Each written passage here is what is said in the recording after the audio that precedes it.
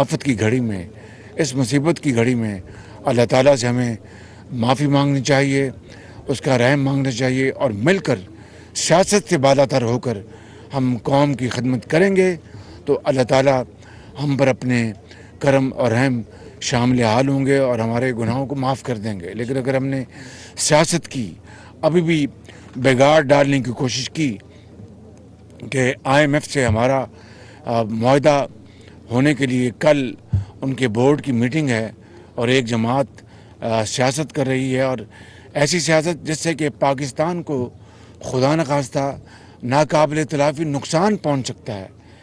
میں نے اپنی زندگی میں اس طرح کی سیاست کبھی نہیں دیکھی کہ آپ پاکستان کے جو اعلیٰ ترین مفادات ہیں ان کو قربان کر کے اپنے ذاتی مفاد کو آپ اوپر لے جائیں۔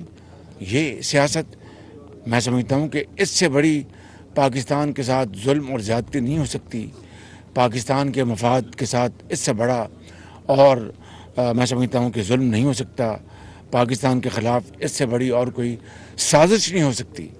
لہٰذا ہمیں ہوش کے ناخن لینے چاہیے، اللہ تعالیٰ سے ہمیں ڈرنا چاہیے، اس سے رحم مانگنا چاہیے، مجھ سمیت ہم سب کو رب ذوالجلال کے حضور جھکنا چاہیے اور اس سے معافی مانگ کر ہمیں اس ملک کے عوام کی خدمت کے لیے اپنے آپ کو وقف کرنا ہوگا۔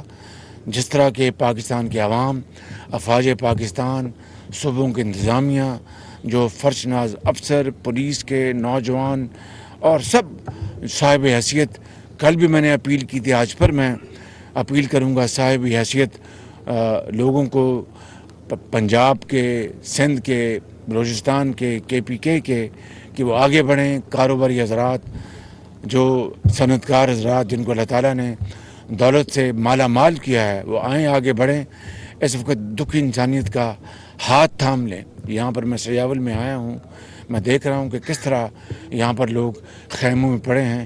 میں سجاول کی انتظامیہ کو بھی مبارکباد پیش کرنا چاہتا ہوں۔ یہاں پر پاکستان نیوی کے دستے موجود ہیں اور وہ مجھے انہوں نے بریفنگ دی ہے کس طرح وہ دن رات یہاں پر عوام کی خدمت کے لیے موجود ہیں، اور افواج پاکستان کی یونٹس کل کالام میں، دھیر میں، سوات میں بے پناہ بارشی ریلی سے تباہی ہوئی ہے۔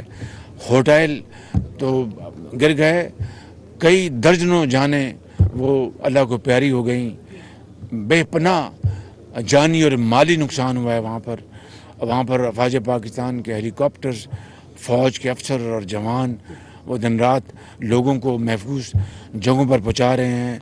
KPK انتظامیہ اس میں اپنا فرض ادا کر رہی ہے، اور ریسکیو جو ایجنسیز ہیں وہ اپنا فرض ادا کر رہی ہیں۔ اب یہ ریلا جو ہے وہ آ رہا ہے، اور یہ آگے جا کر یہ نوشہرہ میں اس کا اپنا میں سمجھتا ہوں کہ ہمیں اس کے لیے پوری الرٹنس دکھانی ہوگی اور اللہ سے دعا کرنی ہوگی کہ یہ ریلا جو ہے آگے بڑھے گا اور ہمارا جو اریگیشن سسٹم ہے وہ نقصان سے بچ جائے۔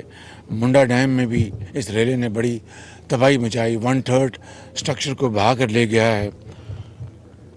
تو میں سمجھتا ہوں کہ اس حوالے سے وہاں پر بہت ہی ہمیں الرٹ رہنا ہوگا، انتظامیہ کو، پولیس کو، سب کو مل کر ہمیں کام کرنا ہوگا۔